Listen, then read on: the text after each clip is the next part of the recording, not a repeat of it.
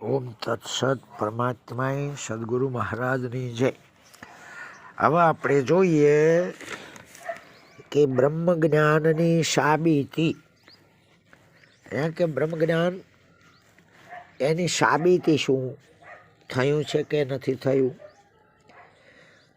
તો આના અનુસંધાનમાં પ્રથમ તો બ્રહ્મજ્ઞાની સદગુરુ અને સ્વસ્વરૂપ સિદ્ધ પુરુષોની વાતો તો બિલકુલ મનાય જ નહીં એવી વિપરીત બાબત જેવું લાગે છે. જે આત્મ બ્રહ્મ ચૈતન્ય છે એ તો કદાચ વિપરીત જ હોય, અર્થાત આવા પુરુષોની ભાષા બીજાઓને સમજી શકાતી હોવાથી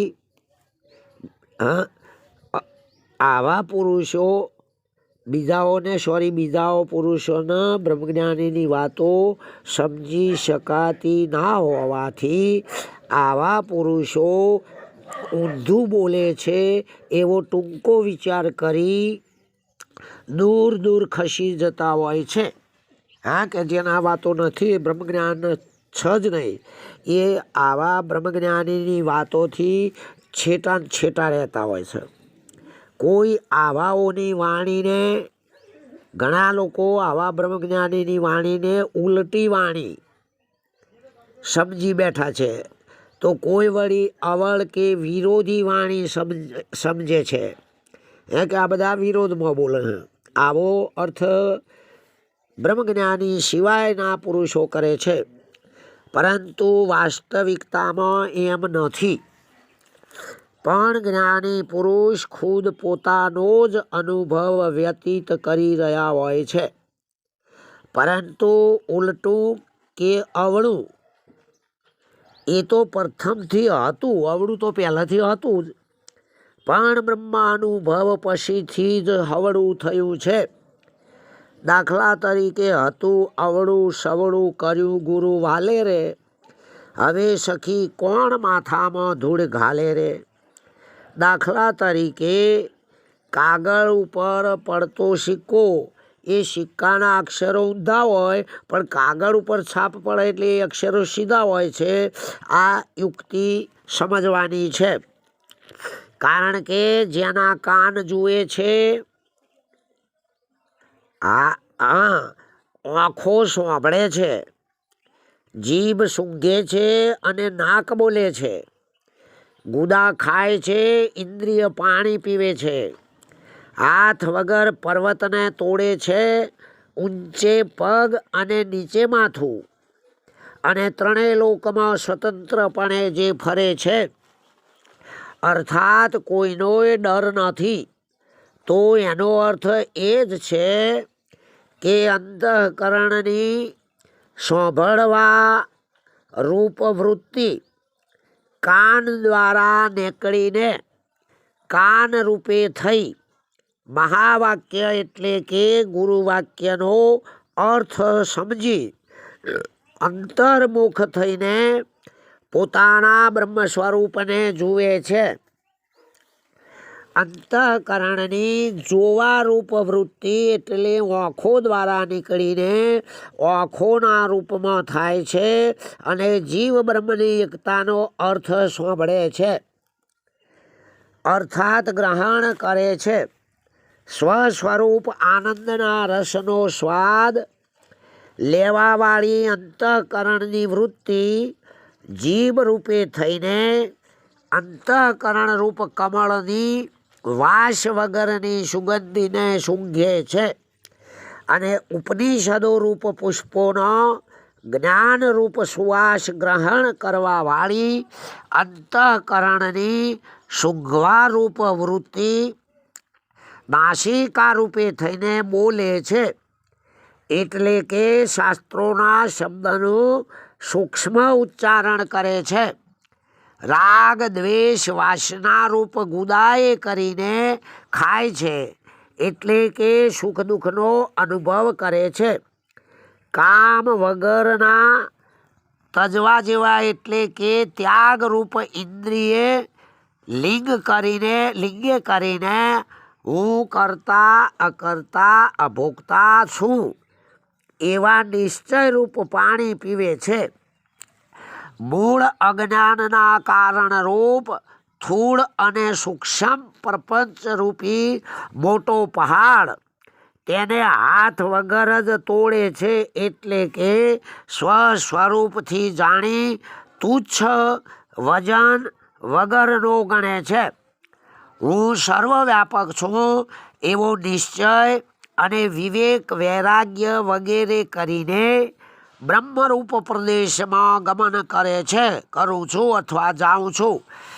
એવો નિશ્ચય એ બે નિશ્ચયરૂપી પગો ઊંચે છે. એટલે કે મુખ્ય છે જ્ઞાન વૈરાગ. અને જ્ઞાન થયા પછી વ્યવહારમાં કદીક અહંકાર સ્ફૂટે છે. એથી માથું જે નીચે કહેવાય છે તેને નીચે રાખીને ત્રણેય લોકમાં હર કોઈ પણ જગ્યાએ સ્વચ્છંદ રીતે ફરે છે અર્થાત વિચરે છે.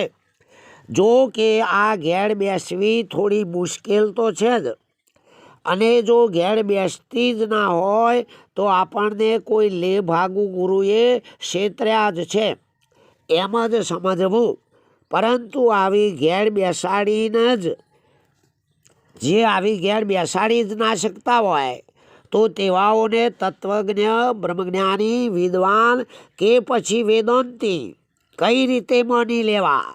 માટે તેવાઓની ખોટી વેઠ કરવાને બદલે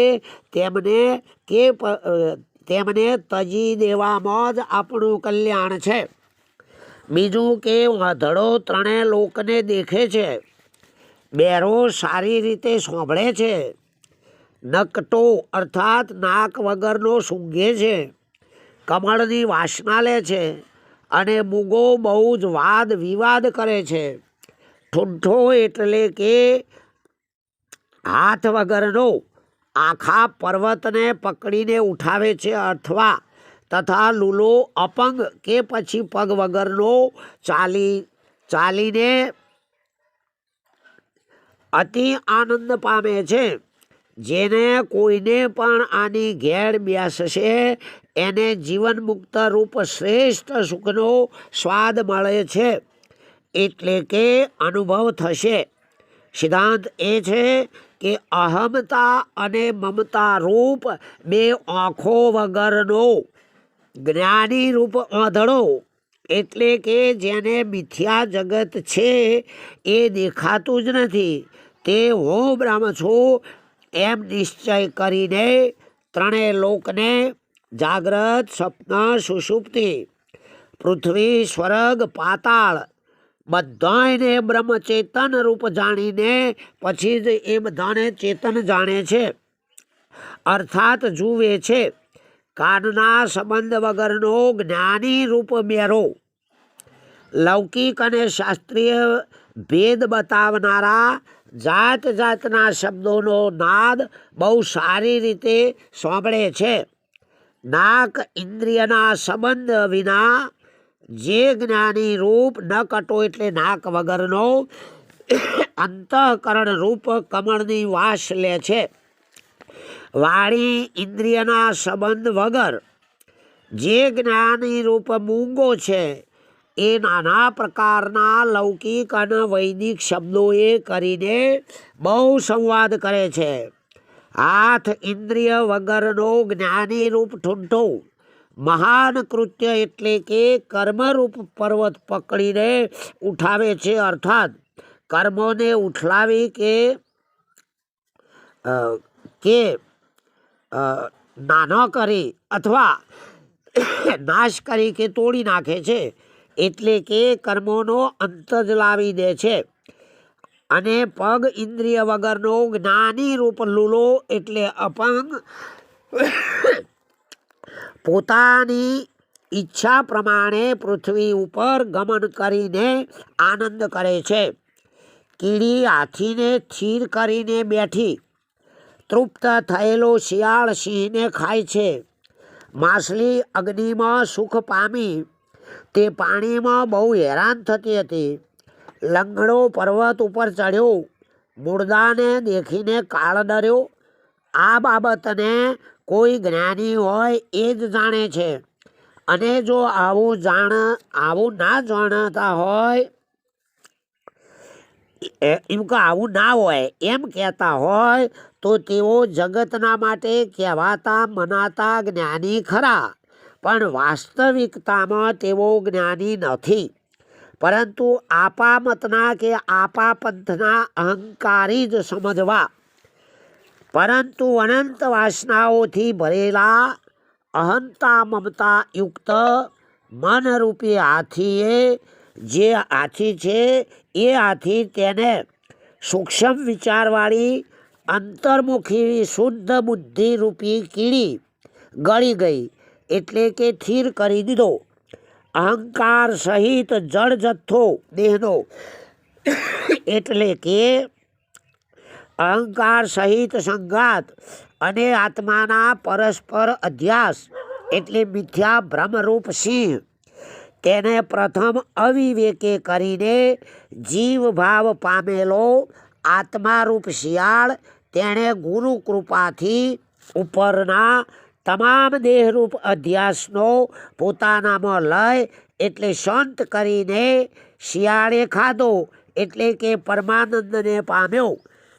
જિજ્ઞાસાવાળી સાભાસ બુદ્ધિરૂપી જે માછલી તેના સંચિત કર્મોને બાળી નાખવા બ્રહ્મજ્ઞાનરૂપ અગ્નિમાં સુખ મળ્યું એટલે નિર્તિશય આનંદ પામ્યો. પ્રથમ અજ્ઞાન કાળમાં સંસારરૂપી જળમાં બહુ દુઃખી થતી હતી. સ્વર્ગાદિ લોકમાં અને આ લોકમાં જવા આવવાની ઈચ્છારૂપ પગ વગરનો તીવ્ર વૈરાગ્યવાન મુમુક્ષુ રૂપ જે લંગડો છે એ પ્રપંચથી પર ચિદાકાશ રૂપ પર્વત ઉપર ચડ્યો.